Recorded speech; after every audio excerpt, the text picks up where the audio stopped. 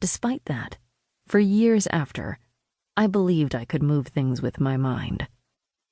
I secretly knew that I existed in this very special little sphere where magical things happened. Stuff that doesn't happen to normal humans, but rather to a select group of exceptional people. This childhood belief in my powerful brain faded over time. I wasn't necessarily shaken out of it, or doused with the frigidity of the cold, hard truth of how unmagical real life was.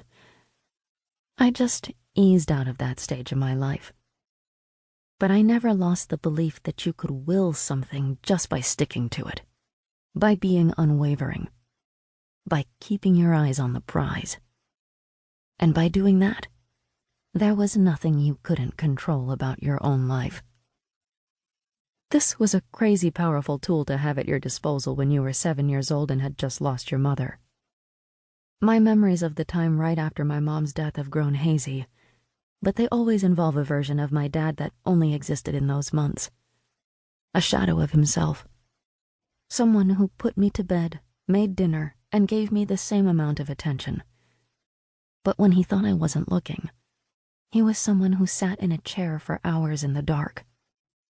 Someone who watered my mom's geraniums at 3 a.m., who kept her alarm set at 6 a.m. even though he didn't have to be awake until an hour later. Someone who stared at an empty bowl for 5 minutes every morning, waiting for my mom's patented simultaneous cereal and milk pouring. She always timed it exactly right, so that the cornflakes and milk finished filling up the bowl at exactly the same time. Then one day I overheard my aunt speaking in hushed tones to my uncle in our kitchen. "Time will heal all wounds." And so I decided to speed up the process. I broke my dad's alarm clock and tearfully showed him the pieces. It took him weeks to replace it, and when he did, he had it only set to 7 a.m. Every morning I made sure his cereal was ready for him before he could sit and just stare at an empty bowl. And while he ate, I watered the geraniums. Then my old dad returned. He put my mom's wedding band in a small porcelain dish and lovingly dusted all the photos of her around the house. And we moved on. The shadows under my dad's eyes faded and the geraniums flourished, climbing across our garage door. Time schmime. Desi Lee heals all wounds. You just needed a plan. To take action. It's how I convinced my dad to let me raise geese in our backyard. How I saved our underfunded middle school library from closure. How I overcame my fear of heights by bungee jumping on my 16th birthday, with only a little pee escaping me. And how I became #1 in my class year after year. I believed, and still believe, that you can build your dreams brick by brick. That you can accomplish anything with persistence. Even falling in love. Chapter 1. If you thought of life as a series of nostalgic images arranged in a slow-mo montage, you'd miss a lot of the tedious bits. In between the fuzzy images of blowing out birthday candles and first kisses would be a whole lot of sitting on your sofa watching TV.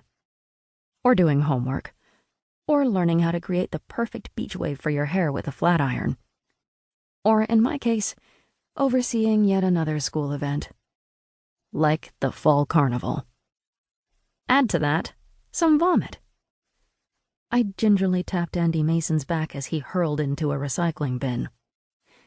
This was definitely one of those poignant scenes that would not make it into my life montage. "All good?"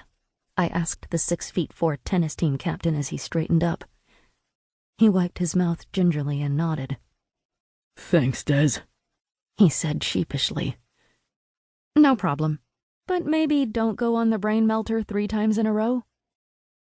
It was a Saturday night in late November, and the Monte Vista High School Fall Carnival was in full swing on our campus. A sprawling, state-of-the-art modern architectural wonder built on an Orange County seaside bluff. Andy staggered off, passing by my best friend, Fiona Mendoza. She steered clear of him, wrinkling her nose. "A barfer?" she asked, wearing